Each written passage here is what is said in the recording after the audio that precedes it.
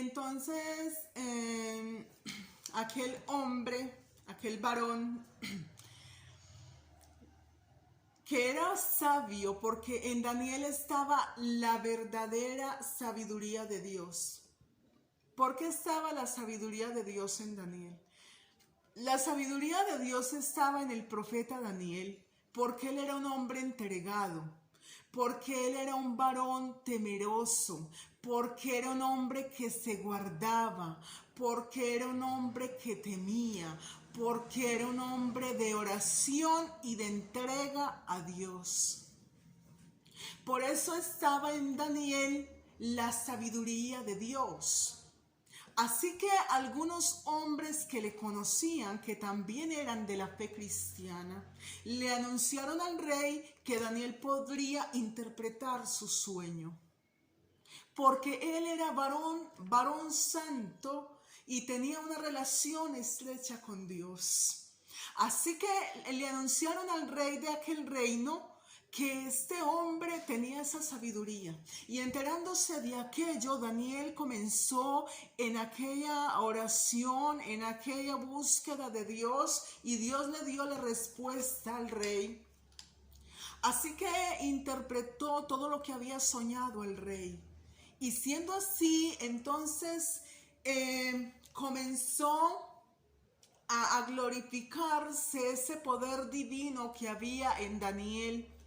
Y pudo entender el rey lo que quería Dios decirle, porque se lo reveló a Daniel y Daniel se lo reveló al rey. Así que esa sabiduría, esa santidad y esa entrega de Daniel a Dios hizo que ese rey y que Daniel hallara toda la gracia delante de ese rey. Y al hallarla, permitió que Daniel fuera nombrado el tercer señor del reino.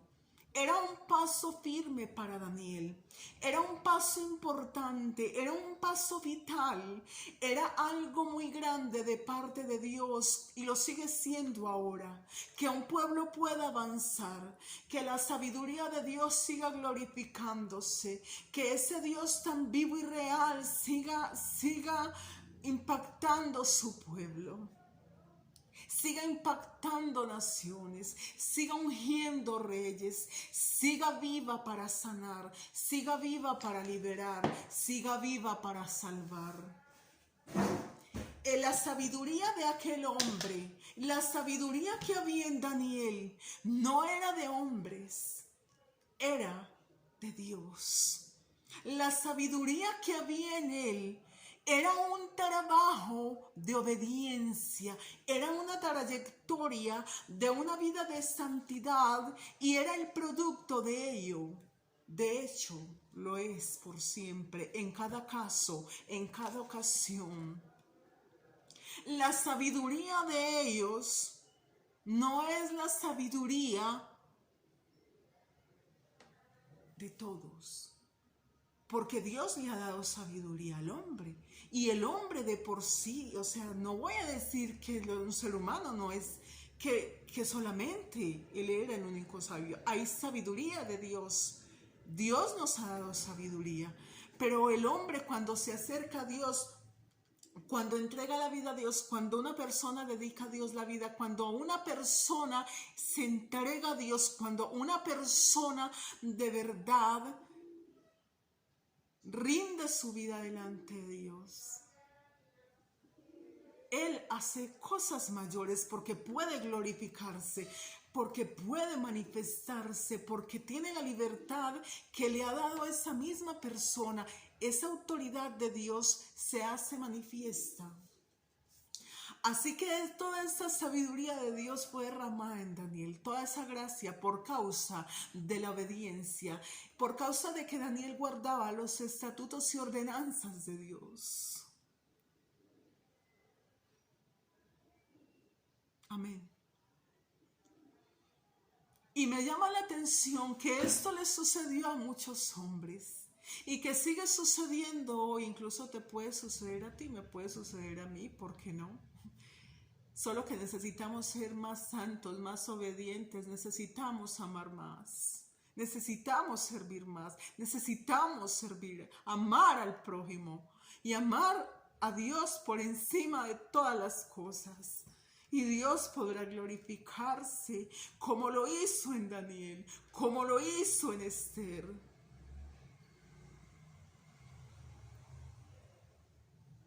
Gloria a su nombre. Estoy por YouTube.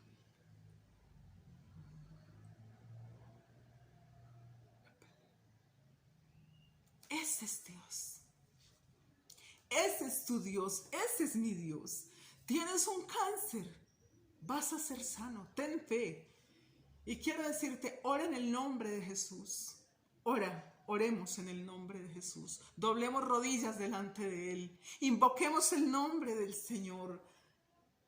Tienes un cáncer.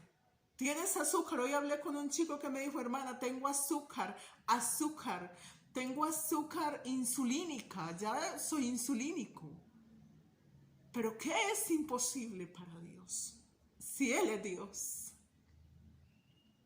Si Él es Dios. Nada es imposible para Él.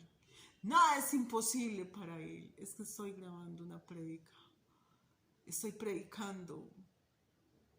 Aunque se parta la tierra. Yo también predico con esto. Aunque se parta la tierra. Aunque se abran los cielos, ¿quién le quita a Dios seguir siendo Dios? Hay dificultades, pero el Señor sigue siendo Dios, sigue siendo poderoso, Él sigue sanando.